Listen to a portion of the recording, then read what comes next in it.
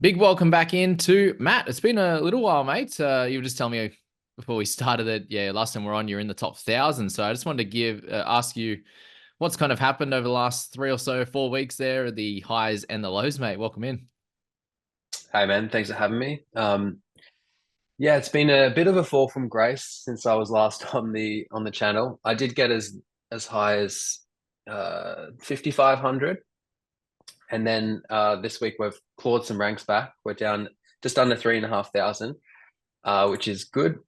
I Yeah, I've had a little bit of a rough, as like everyone has, I guess. I've had a little bit of a rough run with injuries, um, and just not being able to clear out those dud guys. But yeah, I had the likes of Turbo, Bateman, Jolliffe, like all the fun picks, and then it's just like some Chevy Stewart, um, et cetera, to just that I just didn't get to clear out. So round round 12 and 13 were pretty rough for me. But we clawed some ranks back, and yeah, trade wise, we're not sitting amazingly, but team makeup is not too bad overall, I think.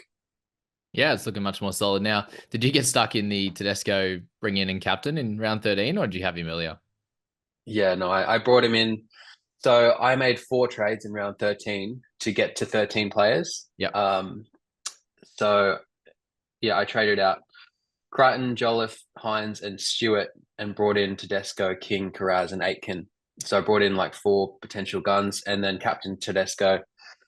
And then I also had Blaze Talungi not play that week. So I ended up making four trades and playing with 11. So that wasn't ideal. Who was your vice? It was on weeks. So luckily it Oh, wasn't too 68. bad. Yeah, Yeah. okay. Okay. Right, but just just didn't have any sort of the big scorers over the last few weeks and then playing short. Did you end up losing some ranks in round 13 then, or? Yeah. Around 13, I gained 500 ranks. So I Okay. basically just held, because out of the 11 players I did have playing, they all did pretty well. Yep. The week before in round 12, I made no trades and I played short because I had the combo of Wade Egan and Brayley, and Egan got his HIA.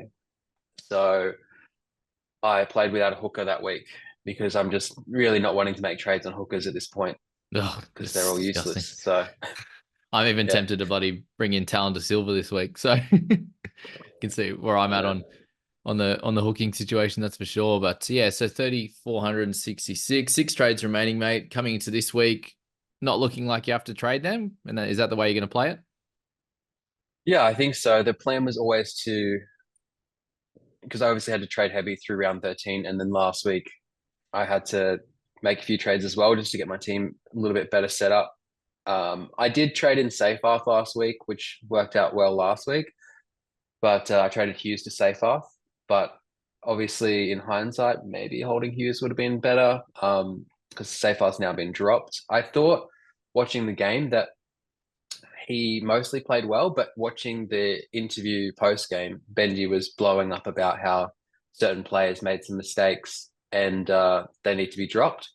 And Okay. Seyfarth did give away a penalty for whatever it was, being in the ruck or like pushing someone over or whatever it was. And he also dropped a ball at a key moment in the game. So I was a little bit worried after that. Mhm. And yeah, now Seyfarth's been dropped to the bench. So that's probably my main problem is I think I'm just going to leave it this week because I can just do the triple loop and just take one of Piakura, Seyfarth, and Talangi. Sorry, I can skip out of one of their scores. So I'll have Piakura play first, and then if he scores well, then leave things how they are. Let Seyfarth play. If he scores bad, move Talangi up into where King is, and can avoid Seyfarth's score. So that's the plan at the moment. Yep. Um, Brayley's on the chopping block as well, Mm. just because of the if he gets benched last minute, he could become like a Fletcher Sharp or someone like that. Yep. Because I don't need. I've got now Brandon Hands and Wade Egan, so I don't need Brayley. Hmm. So yeah, we'll see how that plays out. Fainu is another option for Brayley, but I just feel like saving trades this week is a good plan overall. Yeah, I suppose, yeah, the only thing would be if he got benched and played and got 20 again and lost a heap of cash, eh? because you've got that good setup now with Egan, as much as he's been frustrating the last month or so, but he's hopefully back and going to score well. And I wonder, what do you think on minutes then? Do you think you'll stay in that 60 odd with Lussick on the bench? I'm not sure. Obviously, if we have Harris to be like with Sean Johnson coming back, we could see, we could see their bench change and Lussick drop off it at some point, and Harris Tavita be that 14 role. Was Harris Tavita named this week on the bench? No, Was he suspended or something? I just missed completely. Missed completely. Not in the reserves. Don't know. Anyway, might be, but I'm sure they'll mess around with it. I am obviously worried about Egan playing low minutes, but at the end of the day, what are you going to do? I feel like I can't really do anything about it. So, Yep. I really want one of these elite tier hookers like Reed Marnie, or that's about it. Reed Marnie, JMK. Connor Watson is a really interesting pick at the moment. If he can get Jewel, I really would love to get him in, but I think he'll be like the gun hooker if he gets Jewel. He'll be like that guy that everyone wants. Yeah. But at this stage, I think we just need to make 0 trades in the hooker position, and just wait and see what happens. Yep. With you there, that's for sure. All right, let's get into a little bit more of the buy, hold, sell for the week. Once I get this sorted, where are you? All righty. So just a little bit on the who's hot, who's not list. It's a very, very different situation to last week, given that we end up with, I think, Latrell, 8 or so percent, or maybe more. Hands was like 10%. So a lot of trades being used last week, and that's actually dropped down a ton heading into this week. So the big question is, I suppose, if we are going to make 1 or 2 trades, who do you grab? Do you go for some of the cheaper guys in like a Fletcher Sharp, the Talon De Silvas, Tyron Wishart? I was going to say cheaper, but he's in mid-range now. All these guys that you're probably going to have to trade out later down the track. That's probably my big question this week. Brennan Hands, in this week, even after you've missed a couple of price rises, do you go for Sifa Talakai? Is probably a bit more of a short-term option as well. Is it worth it if you're sitting anywhere between that sort of 6 to 9 trades where we're at? Is it worth it at the moment to do that, or are we trying to go just make that upgrade that you can kind of keep them for the majority of the season? That's the big question. Hey, what do you reckon? Yeah, I think I kind of agree with where you're going with this. I think that we really need to avoid these mid-ranges at this point, with limited job security. We really need to be going for players that we can just have sit in our team for the rest of the season.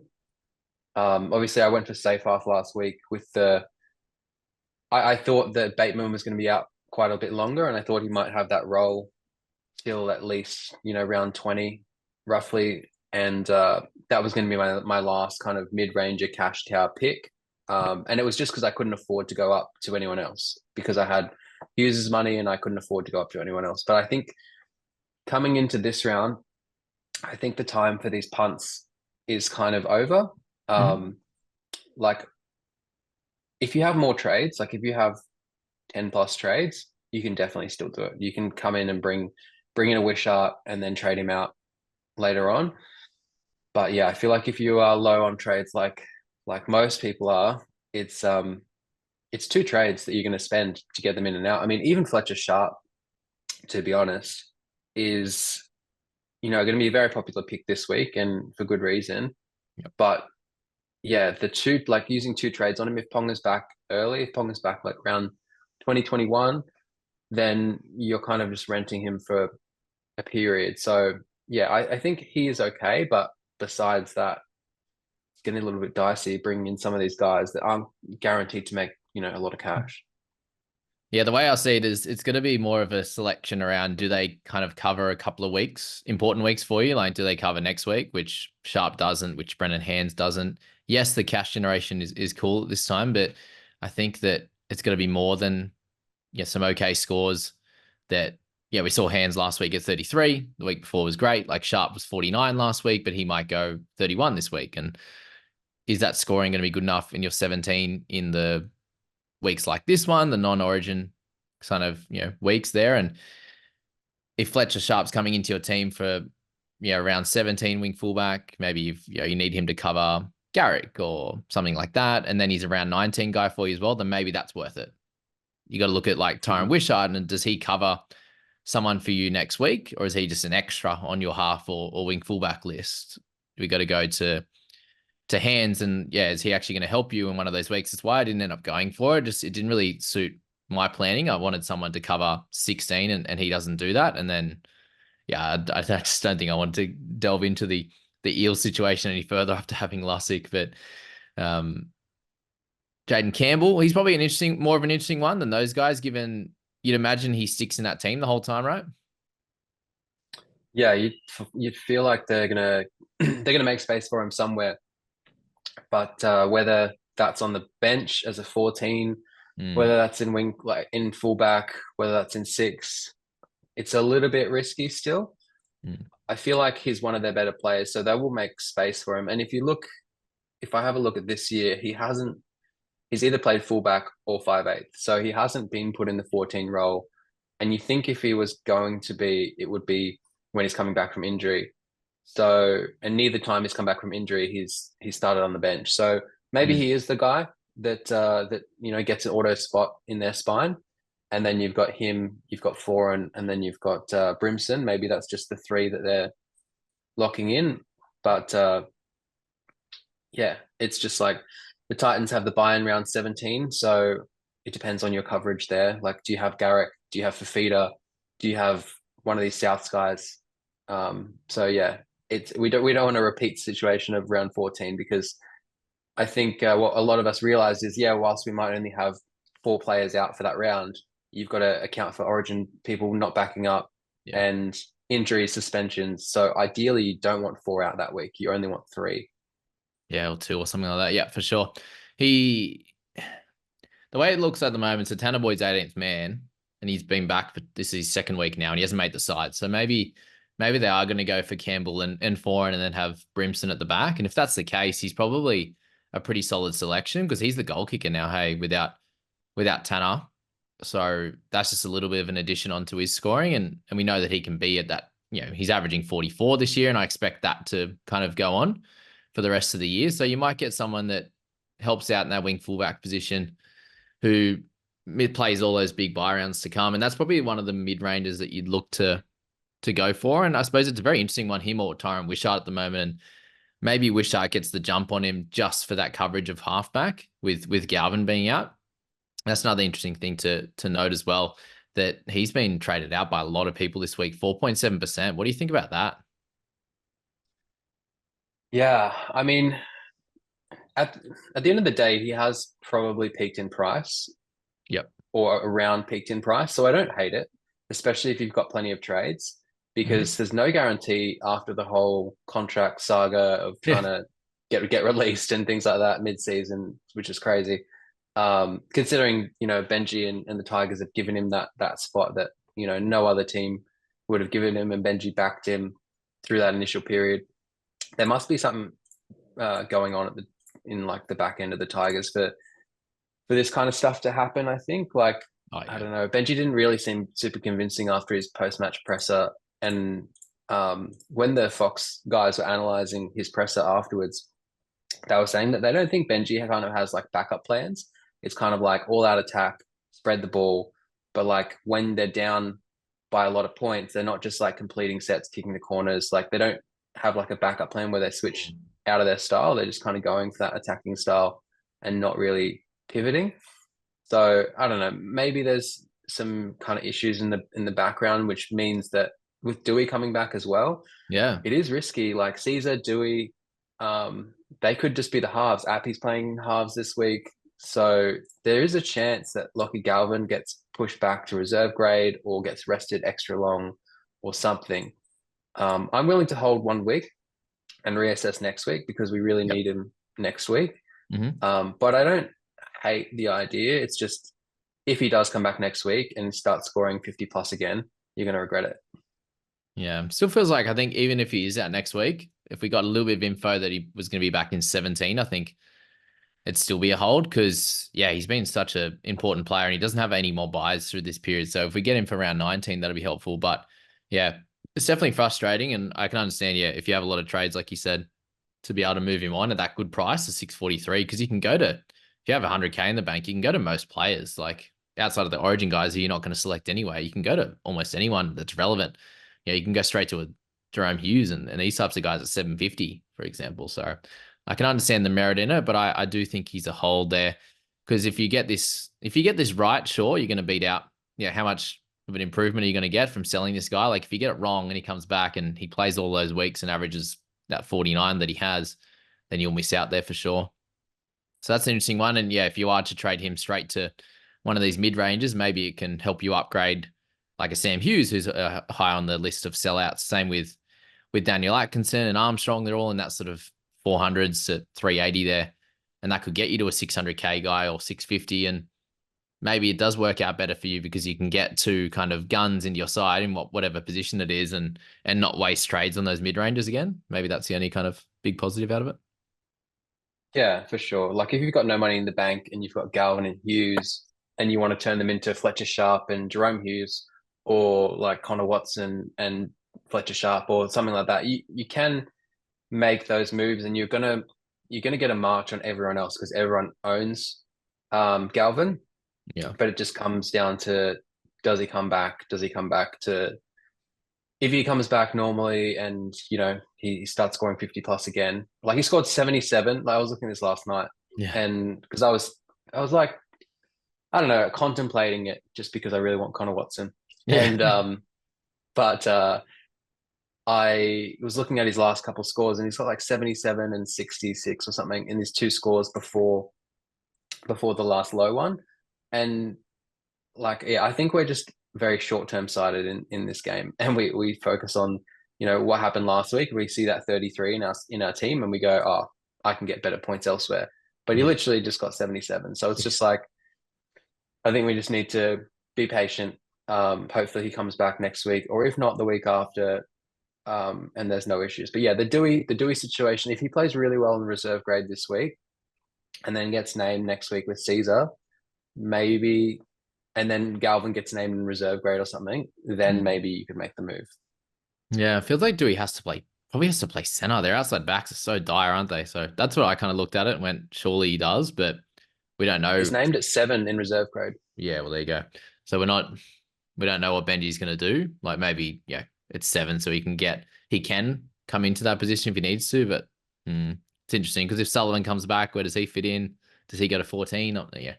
Does Talon Silva keep 14 if Appy goes back to 9? There's a lot of questions in that team, and it is pretty scary if you're kind of toppling into any of them, like you saw with Seyfarth. Like we had 12 potential injury. Is he going to play this week? Samuel Afino seems to be the only guy that's kind of locked into a role at this point and Buller are probably the only players in the whole team really that are locked in. Crazy. Yeah, I never thought I'd be jealous of Finu owners, but Yeah. after I couldn't afford to get in him last week, and he got 49 pretty easily. Yeah, that mid edge duel was super handy. That's the only duel in my team that I don't have a mid edge duel. I've got like every other type of duel, which is super handy for buy planning and just last minute outs. You can move players around everywhere. So yeah, I really want a mid edge duel. So I think is a great option, especially around that 500K. He seems to be improving it each week. In his general footy that we can see, and then also in fantasy. Yeah, because he's not even in this who's hot list at all. Let's go to mid. Let's see if he's in that. He's probably There pretty he is. highly owned by the top 5K.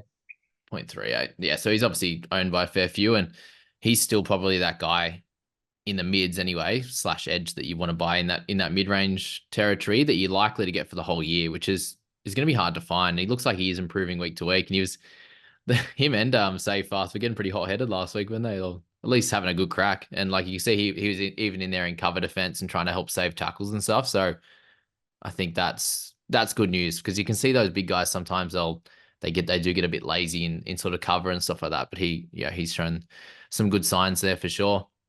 Mate, on the sells list, we've got Josh Curran there at 1.3. I know people saw it as a pretty bad sort of knock there, but it's most likely he'll be back next week. And do you think he's a hold?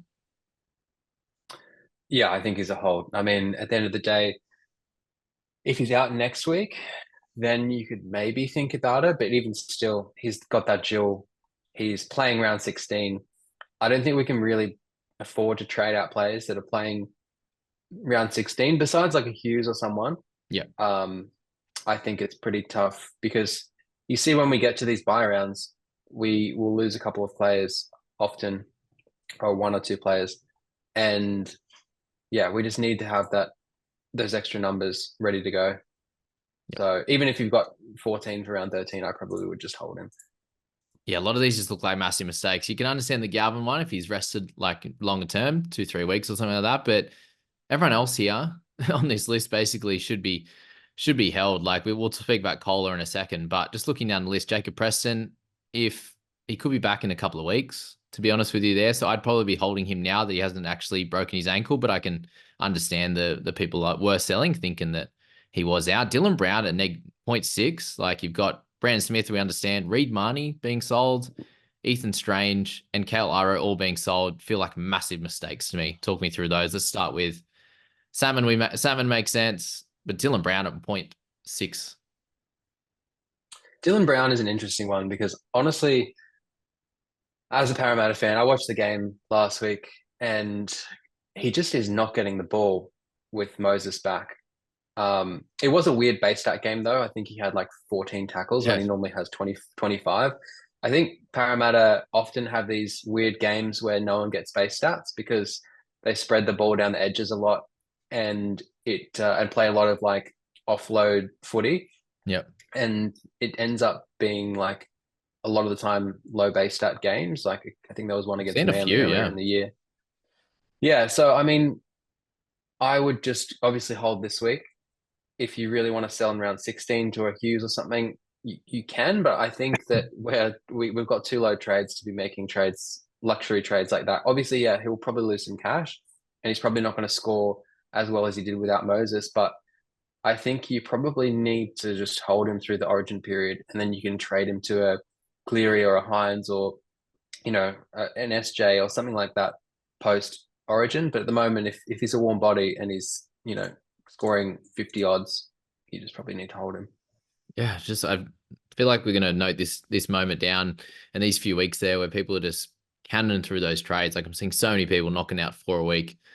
Yeah, you can do that 1 week, but the other weeks you can't. Like because you will have none, and you won't have any for around 18, 19, and you're just gonna go backwards. You're gonna pump another bunch in 20 and 21, and then you'll have none left for the back end, and it won't be fun anymore. So I just feel like Dylan Brown is someone who can like, what is it? Is it because of the week before he was on like 30 near the end of the game and then scored that late try and then he's gone 30 odd this week? Is that kind of is that what it's feeling like or Yeah, I think so. I think just watching him as well, he's just not really getting in like super involved. the He last kind two of hangs games? out on that left side, and when Moses is back, he's not demanding the ball. He's not running as much as he normally would, and he's not like um he's starting to get a good combination with Tulungi. He put him over for a try, I think. Um, but yeah, I think it's just one of those things where you just need to hold and reassess, especially this week because he's a green dot, and yeah, he plays around 19, which 19 is going to be a really interesting one. I know personally, I think I have 12 players, but a couple of double ups in like the edge position at the moment. But now 19 and 20, do we get the extra trades in round 20? I think it is in 20, round yeah. 20. Hey. Yeah, so round 19 is going to be, I think, the hardest one because a lot of people will have run out of trades by then. Yeah. So if you're trading out around 19 players now, you're probably going to have issues in round 19. I probably would just hold off. In round 20, you get the extra 8 trades. If Dylan Brown is, still not performing, then you can always trade him out then after he's helped you out in round 19. I'm Yeah, for surprised sure. he's so highly owned. Wow, 43% of the top 5,000. I didn't realize it was that highly owned. He was doing so well, wasn't he? Like he's obviously before the last few weeks was kind of averaging 53, 54. But just a little reminder I think people need that with Moses last year, averaged 54. So three above what he's currently averaging and two above what he's priced at right now. And I understand he played really well that year, but the year before that, he was 53. And look at these scores. He's got 41s, 37s, 44s, 31s, 44, 48, 45. Look at this little run in a row. He had 5 games where he couldn't get over 48 and still averaged 53 for the season. So you look at, That try scoring rate, 0.5. That's crazy. yeah, well, there you go. In that Scoring week. every second game. And then last year was 0.2. So he only scored the 3 tries in that back end. But that's a lot of games now with Moses, and they're starting to play a bit better, right? They were pretty poor on the weekend. I'm very upset with you and tipping them, but yeah, it's just something to note that you do need to think about that. Yes, he's had a couple of low weeks in the recent 50 with a try. Yes, tackle numbers are so down. It's wild how that's playing out, but that'll come back to the mean as well. Like last year's tackle numbers were up at 24.4. So he's not playing as good as he was last year. Definitely, I'll come out and say that, but that could turn around very quickly, and then you'll be annoyed if he comes out and goes to 70 with a couple of try assists and a try, and he's got Tuolangi there who can score tries on his side. So yeah, just seems an interesting one. And then what do you think on Kohler, mate? While we're here, 0.85 traded out, fairly highly owned as well after last week. Just tick over 30% of the top 5,000. He just looked really poor, but it was against Panthers, right? Does that play much of a factor? Yeah, I mean, obviously Garrick scored pretty well against the Panthers, and there was like a million tries down Kohler's side, and he still got no points, which is interesting. He just got cut out the whole time. But at the end of the day, he's still like the ball's still finding that side, and there will be times where it's not cutting Kohler out, and he's getting the ball and doing the try assist. So I think he's a hold just because he plays around 16 and 19. I mean, round 17 will be tough if you've got the likes of, Fifita, and if you've got multiple players, like you could maybe sell him in that round. But yeah, I have him in Super Coach, and I'm not loving it, but I'm able to just not play him this week in Super Coach. Yep. And then just play him next week. So if you have the luxury of looping him, I would definitely be doing that. Because he does have these like big scores in him where he'll come and put out a 50 or whatever. But as we can see this year, there's only been one score over 50. So when he's playing at center, it's really not ideal for fantasy. So yeah, I can understand people that are trading him out. It's just that center wing fullback duel plays round 16. I would be reassessing in round 17. He's not going to lose a whole lot of cash. so He's cheap. priced at 32. Yeah. Yeah. You look at like this year, that's the highest missed tackles he's had, and that was the lowest run meters he's had. So it's going to come back. Yes, he had a 15 in there, and that was a pretty poor game as well. That was his other game under 100 meters. So he does have a run of Dragons, Bunnies into the bye, into Cowboys, Newcastle, Titans. So there will be tries. Yeah, he's going to score right. And price at 32, it's not going to be the end of the world for sure. But mate, let's focus on a couple of the buys this week. Would you look at purchasing Euan Aitken is probably close to the biggest target this week if you didn't own? I got him in round 13. Yeah. And he's a beast, man. He's playing so well. He is such a beast, man. Like I was on the fence with getting him or getting someone else in that edge spot, but I ended up paying up just because we're so low trades, and he played all 3 buy rounds. Yeah. And when you're low trades, I feel like you just need to be getting in when you have the opportunity to get in the gun. I think you just need to get them in and lock them in for the season. Yeah. Especially in positions like with Aitken, he covers edge and center, and edge hasn't been amazing through this period. I mean, we've had lots of edges earlier in the season, too many edges, and then just with the buy rounds, like round 16, I know is quite hard. I think I have to play him in edge for round 16. So I think it's tough. I bought him in round 13 thinking I don't want to spend over 750k for him. So I'm happy to buy him now at 750k, but I really don't want to spend more than that. He's 780 now. Okay, so yeah, 787 now. It's a pretty tough pill to swallow when you can consider you can get a lot of other guys in. You got your Watsons, if you know Blakes, but at the end of the day, like he plays all the buy rounds and he's averaging 57 points. Like, yeah, maybe, yeah, it is a tough buy because he's expensive, but I mean, I bought him 30 odd K cheaper and I thought it was a good buy. So yeah, I think he's fine. Yeah, I think I've got him probably still as the best buy of the week. I'd almost buy him over Fifita at the 140 odd price difference at the moment. Just because he only misses that around 18 now, which is really, really cool. In terms of the mids, mate, we've got guys like Plath, obviously through round 14 now. We've got Joe Tarpany, got through his buy in round 14. They both have one more to go in this period. Obviously, Tarpany's being 19, Plath being 18 there. Would you still look at buying Plath, given he plays the next couple? Would you go for Tarpany instead? Would you go for an Adam Fanua-Blake? What kind of mid would you, or Connor Watson as well? Which mid would you target? I think Plath is probably the best option in terms of flexibility, plays all the buy rounds, like price. He's got the dual. Yeah. I mean, he's quite fun to watch and own. Like he's just a tackle machine. I think he's got the most average tackles this season or something. Him and McInnes have got like 40 or yeah, 40 tackles this season. And I think that's some of the highest numbers in terms of average tackles I heard on some podcast. But yeah, he's just a goer, man. And you can see he's quite highly owned. So if you don't have him and he pops off for like a 60 odd, Yeah, those last then couple scores. yeah, it will hurt. 77 minutes last game. Obviously, there is the risk that he gets lower minutes in any week. He can get the 38 minutes or whatever it is, the 50 minutes. That was the head knock, I But at the end suppose. of But the yeah, I think it'll be somewhere near that okay. 57 might be normal, but he can still score well in that too, which is cool. And he's priced at what, 46? Yeah. He's a really solid one for sure. I really want Watson as well. Hey, I think that's the big one of the week because he can pop off as 60 plus pretty regularly. Hey, and he's only mid at the moment. He doesn't have the dual. My worry is Origin. And do you think that he could sneak in there, or they might use Burton as that sort of 14? With McInnes played really well in Origin, I thought. Yeah, honestly, I'm not sure what they're going to do because I think there's a few different, like if they pick Latrell, if they pick Latrell in the centers, versus Burton in the centers versus like there's just a lot of.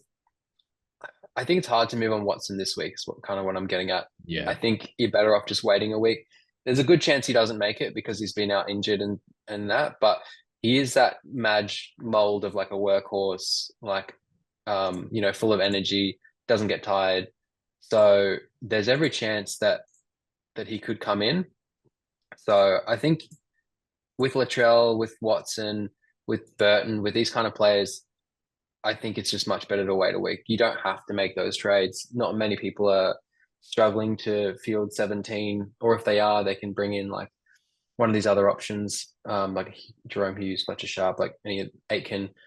I wouldn't risk an Origin guy at this stage, but that's just me. Yeah, I'm in that position personally where I've got Hughes, I've got Aitken, and I need to make two trades to actually have 17 this week. So not ideal, but I'm looking at sort of those mid ranges. I'm looking at potentially going to Watson, or I can go up to, I think, 840K if I wanted to go down to like a Talon de Silva. But my issue is there's not really a lot in that mid range and cheap that I can get because I want to get rid of Atkinson and Hughes. So that's something that I kind of need to work out. And if I go right down to De Silva to have a hooker next week, then I can go all the way up to 840. And that's, yeah, the Watsons and these types of players there. Latrell, that burnt me last week. But I mean, the big question here, mate, before we jump off, you got Whiten and Talakai, both as sort of strange, sort of cheaper options. Would you go for any of those two with their situations this week? Definitely not Talakai. I think Talakai is a massive gamble, considering he might be out of the team in a week or two. Yep. Or back on the At the end of the bench. day, when he had that big run a couple of years ago, he was a gamble back then, and he kind of paid off. He kept the spot in centers or whatever, and scoring 1 million points, and everyone made a bunch of money. So it is very possible, especially with Wilton's injury being week to week, and AC joint. So we just saw Flegler ruled out for the season, I think, with Yeah. that AC joint issue was originally going to be like 2 weeks, and now it's been a couple months, and he's still not back. So you could get lucky, and he could stay in the team, but I think it's a bit of a gamble. And then Whiten, yeah, it depends on how many South players you have. Obviously, last week he bailed himself out with like a That was a attacking good play try right at assist. the end. That was a cracking assist. Yeah, it was. And he's got that in him. He's got the big attacking plays in him. Yeah. So, you can't say he's a terrible option, especially at that price, but just comes down to your round 17 numbers, I think. And also, I think we just have, like in my team, I've got Aitken, Eero, Garrick, and Karaz, who I can play in centers. So I have Yeah. no need for Jack Whiten. But I guess if you're in the case where you don't have a couple of those guys, like Aitken, Garrick, Karaz, if you don't have two of those guys already, then you could go for him. Yeah, definitely, mate. I think they'll That'll almost do us. That's most of the who's hot list. So yeah, I suppose we've gone through the cheap guys, we've got the mid-range players, then you've got that top tier guns, and probably just Hughes or Johnson this week, mate. Who would you select out of those two? That's a tough one. I think I would go Hughes just because of the fact that we've got that runway with Munster out, and he's not first week back from an injury. I just get a bit nervous about bringing in SJ, who does have a bit of a history of being injured Mm. first week back. But if he comes back, and I think he's got a high break even as well. But if he comes back, yeah, 99 break even. So Oof. if he comes back and scores a 55, he's going to still drop 50K. So you can just wait a week on him. He's up against the Storm. So He'll get a fair yeah, bit cheaper. That'll be cool, actually. Yeah, it's a bit of a. I think it's just a holding pattern week. Yeah, we've got all those guys. I think most people that are in that hot list are good selections for the most part. They all have merit for sure. The who's hot list and not list a little bit different. But thanks, Matt, for coming on. Good to have you back on, and hopefully you can get in the top 2,000 after this week. That'll be the plan. sounds good. Thanks, man. See you guys.